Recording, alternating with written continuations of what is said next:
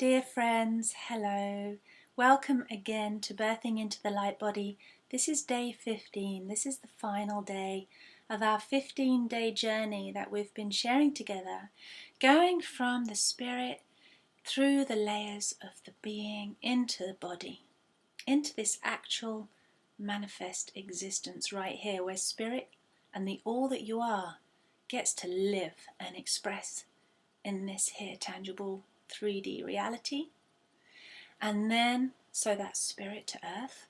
And then from the earth, the child, the being, the just pure being, like a brand new baby, innocence, innocence, how that then arises, how that then gives back, comes back up and on a journey to spirit.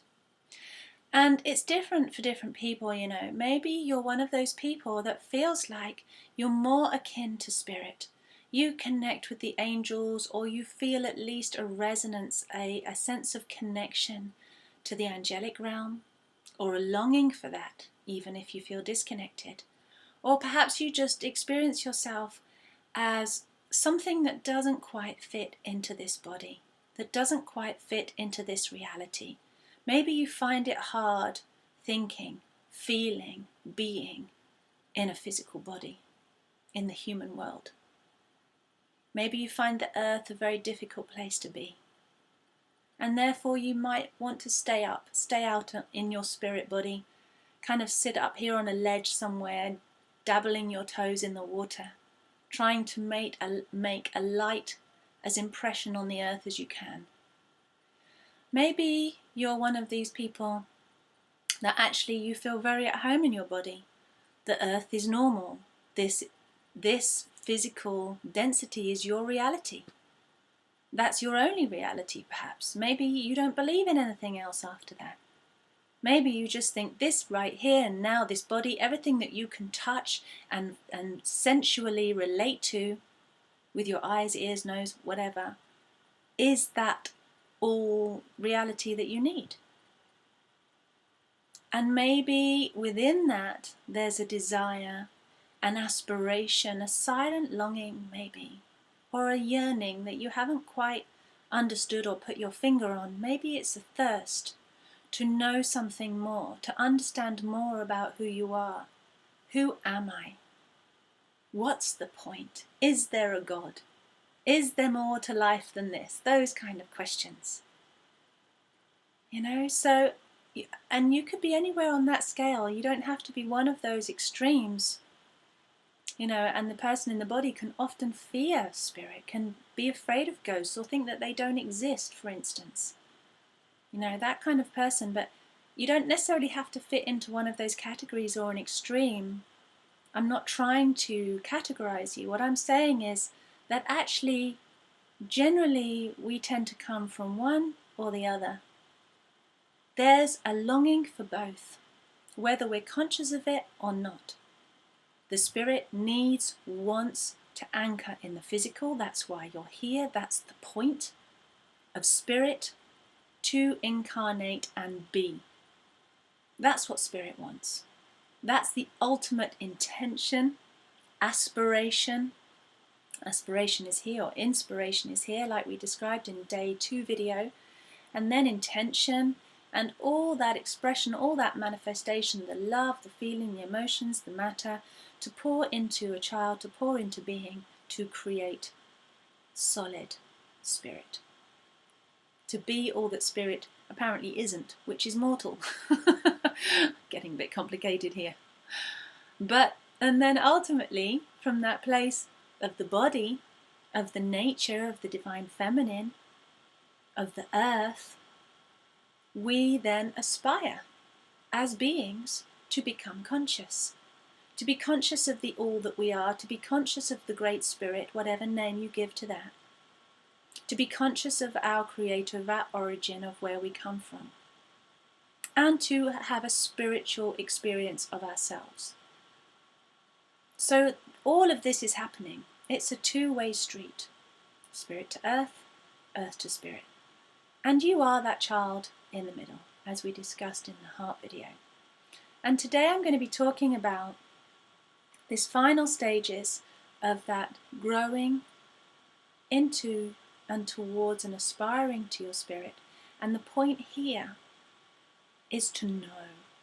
The aspiration of our being is to know here, in this what we call the third eye center or the pineal gland, to absolutely know the truth of that which we are, to know who we are.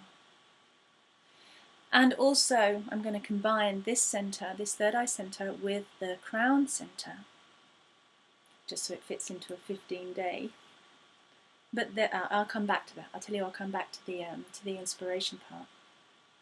But from here, to have that journey of the spirit into the body and to know that, to be able to connect to that, to have some awareness of that, what that means, and to be able to then grow from that place of your child, your innocence, your divine essence, into being the fullest, most highest potential capability that you are created to be in this body, in this lifetime, in this existence, and to know that very essence, to know that which you are. This is the point of the body. This is the point of having this physical experience. Ultimately, to know. And maybe that knowing, because this can sometimes get confusing because we're used to, with the mind, associating knowing with beliefs, with how we categorize things into boxes, to how we file our information that we've learned, that we've gleaned, that we've been embedded by, that we've been conditioned by our ancestors, our birth, our parents, our culture, all kinds of things, our environment.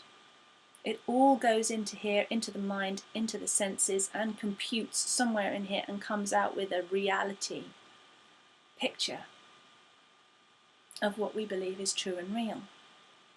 And yet, does that answer the question, who am I?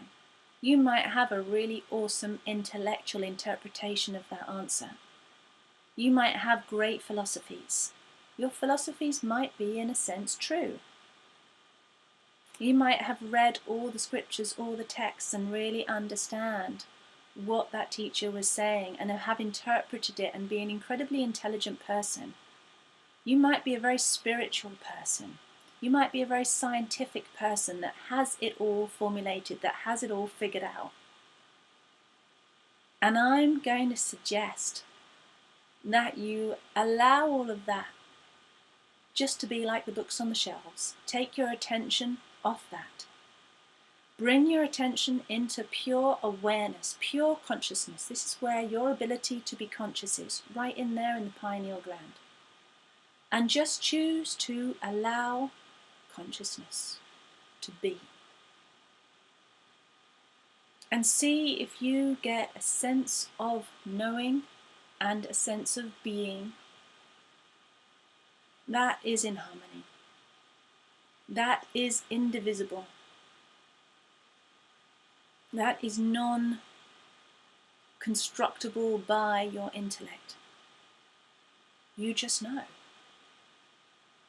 And there's a very distinct difference between that experience of just knowing and having read all the books and all the scriptures and being able to answer tests and be very smart and intelligent. That's all well and good. That I'm not dismissing that, but there is a difference. And I'm going to ask you which one feels more in harmony for you.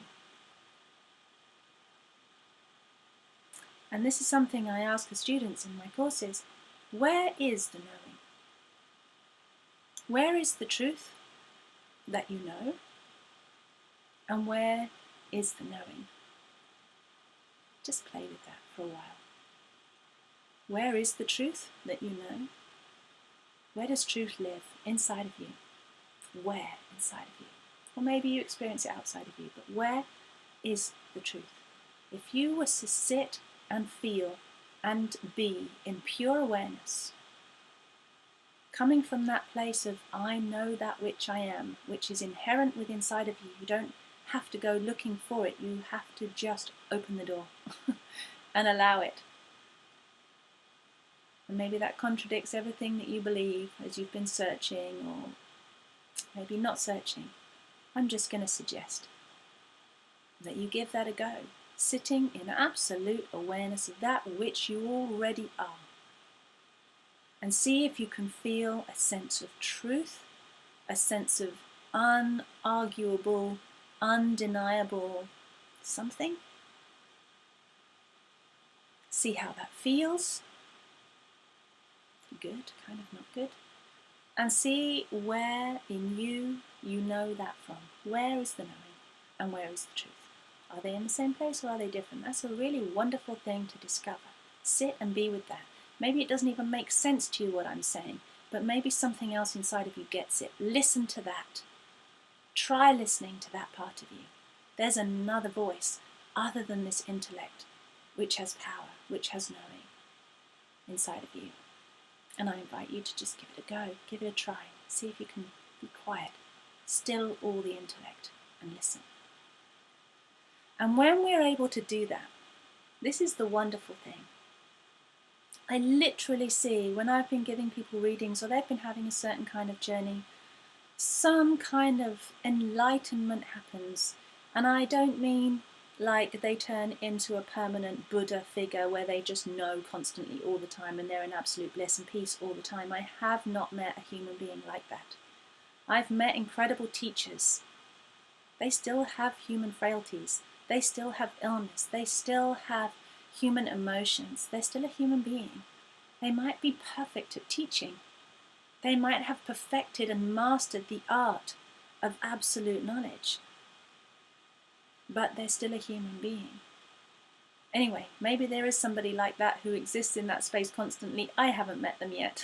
But that's not the point. The point is not to aspire to that as being a continuous thing. But I've definitely seen people who have those times, those seasons, those moments of crystal clear awareness, clarity, when they've understood something about their journey from the all that they are, understand that they are divinity itself, incarnate, and then expressing that back up. As we've done through this 15J journey, you'll understand what I'm talking about if you've been following me. And then when that comes up and we know that which I am, this crown appears on people's heads. Literally, I see it, I feel it. It's kind of different and unique for each person, but it's definitely like this incredible aura, this incredible, it just looks like a crown of beautiful golden energy as their crown illuminates, as their crown alights with the knowing, with the being, with the loving, with the acceptance, with the expression, with just the absolute awareness and being of all that I am. And I've used a lot of words for a very simple, pure, incredible feeling. And this crown appears. And from what I've learned, from what I've heard, and I trust this and I believe it, I've heard it so often been said to me, and so often and so beautifully in so many ways described, that we as human beings are the crown of creation. And you can take that and hear that however you want to, and maybe you agree and maybe you disagree. Feel how it is. See how it feels when I say that to you. Could it be possible, despite all that we see and believe currently about ourselves and about humanity, could we be the apple of God's eye, if you like? And if God's not a word that you like to use, then could you be the divine child? Could you be a child of divinity? Could you be that very divine thing that we worship outside of ourselves? Could that also be you? Could you be that very thing? Could you have the potential to realize that, express that, be that, delight in that, celebrate in that, share that with the world? Could you have a purpose in that? Could there be a purpose in you being created to know that you are in fact divine? That we are not separate from divinity, that we are not separate from our Creator. We are that Creator. We are the child of creation. Having our role, having our place like a child does with a parent, but no lesser than. Equal, and yet still enjoying being a child. Could you know that? How would it be if you did? How would it be if you were crowned the most glorious child, the most glorious thing in all of creation? That the divine gets to express itself through you, and you get to experience and express the divine. How incredible, what a perfect relationship. Could that be possible? How would it be for you if it were true? How does it feel if you just take a breath in and surrender everything else that you think and believe and have experienced, and maybe just see if that could be true? Notice if it kind of feels good or kind of not good. And then tell me what truth feels like. Kind of good, kind of not good. What is the truth of you? I've talked a lot on this video, and I very much enjoyed sharing this journey with you. This is just little snippets of things that I've learned and that I've experienced through reading the hundreds and hundreds of people that have been beautiful, simple, courageous, trusting, willing enough to come and have an intimate experience with me where I get to read their energy field, I get to read their soul memories, and in turn help them to come into alignment with who they truly are. To discard these untruths, to discard the baggage that we've accumulated as a soul walking this earth, incarnating. And it's been an enormous privilege for me to have that, and I've learned so very much, and I so much enjoy to share that with other people. I'm writing books on it. I've got one already written, and I'm writing another one about conception. And I run workshops and courses. I've currently got a year course that starts at the end of September, teaching people the techniques and skills that I've learned, and also encouraging you to just open up and understand and learn and be validated for your own inherent gifts. What you have already packaged away inside of you, to open that up and give you the opportunity to express that and to play with that and find a way of using that works for you. That's the year course, Soul Reading, Channeling and Energy Healing, and also the Birthing into the Light Body 2-day workshop, which is immense and clears a lot of stuff. And also, of course, my one-on-one sessions and psychic readings. So look me up if you're interested, if you've enjoyed these videos and you want to know more and you're interested to learn some more, then contact me on www.taraloveperry.com. It's been such a pleasure, and I'll continue to make more videos. If you send me questions, I'll make a video about it, surely. I love this interaction with you, and thank you so much for being here. I love you.